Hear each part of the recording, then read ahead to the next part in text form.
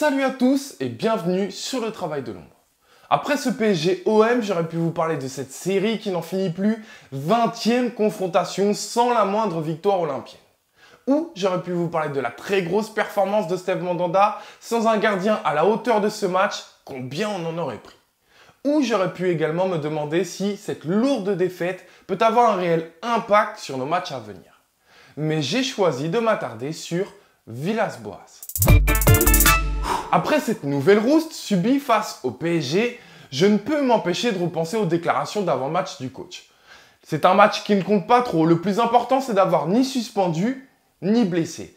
Alors si on pouvait souligner le réalisme et l'intelligence du coach en termes de communication, on espérait évidemment que le discours était tout autre au sein du vestiaire. Sauf qu'au vu du résultat, mais surtout de la manière, était-ce vraiment le cas?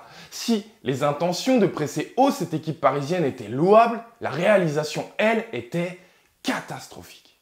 Des joueurs qui vont au pressing de manière désordonnée, avec toujours un temps de retard. Un bloc équipe qui ne suit pas ce pressing, pas assez compact, avec beaucoup trop de distance entre les lignes, et on se retrouve donc avec un pressing inefficace et un énorme espace dans le dos de notre défense qui fait le plus grand bonheur des attaquants parisiens ultra rapides. Regardez ici, quelques minutes plus tard, c'est la même chose. Rongier décide de presser le porteur de balle, mais n'est accompagné par personne. Ni le bloc équipe dans sa globalité qui est très loin, avec de gros espaces entre nos lignes, ni de Benedetto ou de Lopez qui sont eux aussi très loin de Marquinhos. Conséquence, ce dernier est trouvé facilement et en l'espace de 2 passes, le pressing échoue. Pire, notre première ligne défensive est éliminée avec une énorme facilité. Kimpembe se retrouve donc à avoir tout le temps et l'espace nécessaire pour progresser et trouver la meilleure solution. Son choix se portera ici sur Mbappé qui décroche et vient profiter de cet espace entre les lignes olympiennes. L'espace est si grand qu'il peut effectuer ce contrôle orienté et prendre de la vitesse. Tout ce qu'on redoute. Heureusement, Camara parviendra à le stopper. Mais revenons encore un peu sur cette séquence intéressante et sur le moment où Kimpembe peut effectuer sa passe. Premier constat, on voit que Strootman reste dans sa zone axiale et à aucun moment ne décide de coulisser pour compenser l'absence de Rongier dans sa zone et tenter de couper les lignes de passe. On peut constater également que Sarr ne suit pas le décrochage de Mbappé jusqu'au bout puisqu'il veut couvrir la montée de Dagba dans son couloir parce que Germain, lui, n'est ni au marquage de Dagba ni monté sur Kimpembe pour lui compliquer sa relance. Bref, vous l'avez compris, entre le pressing, le marquage et le placement, il y a énormément d'incohérences. Et si sur cette action Camara a pu nous sauver le coup, sur l'action du premier but, il ne pourra pas et pire, il sera même en partie fautif sur son marquage. Et tout commença, encore une fois, par un pseudo-pressing. D'abord, que ce soit bien clair pour tout le monde, je vous signale que sur cette séquence, Rongier et Strootman ont permuté, ok ? Ensuite, vous le voyez, Lopez vient presser Marquinhos de façon peu agressive et accompagné par aucun de ses partenaires. Mais il vient le faire. Conséquence, il libère sa zone et Herrera n'en demandait pas tant pour s'y montrer. On peut constater ici que Payet ne voit pas ce décalage et préfère donc coulisser de manière classique sur Bernat plutôt que de rester dans l'axe sur l'Espagnol. Et on peut également constater que le coulissage de Rongier est également trop lent pour empêcher le contrôle orienté et cette avant-dernière passe vers Di Maria.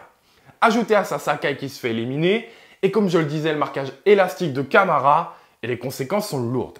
Et je vous rappelle que tout ça est parti de cette envie de presser. Alors est-ce qu'on ne sait pas tout simplement tirer une balle dans le pied? Allez, vous savez quoi? C'est discutable. En revanche, ce qui l'est beaucoup moins, c'est la réalisation catastrophique. Est-ce qu'on a vraiment travaillé correctement là-dessus? Est-ce que cette envie de regarder les yeux dans les yeux les Parisiens a été transmise correctement? Quand je vois qu'ici Rongier presse, mais que derrière il stoppe tout et lâche son marquage pour couper cette ligne de passe et se marcher dessus avec Lopez. Quand je vois que l'agressivité de Rongier n'est pas du tout suivie par Strootman, qui permet à Verratti de s'amuser de la sorte et de trouver Herrera abandonné, je vous rappelle, par Rongier, et que ça lui permet de lancer des flèches dans le dos de nos défenses, et ben oui, je me pose des questions. Ou regardez ici sur cette séquence ce bloc équipe coupé en deux, en effectuant ce pressing.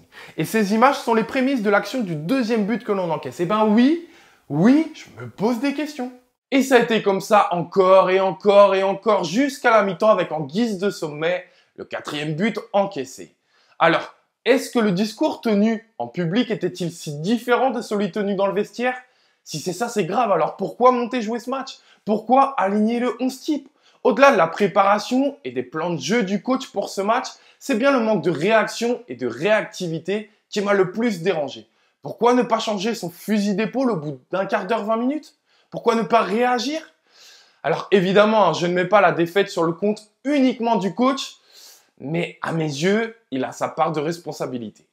Voilà, je vous dis à très vite pour une prochaine analyse sur le Phocéen et allez.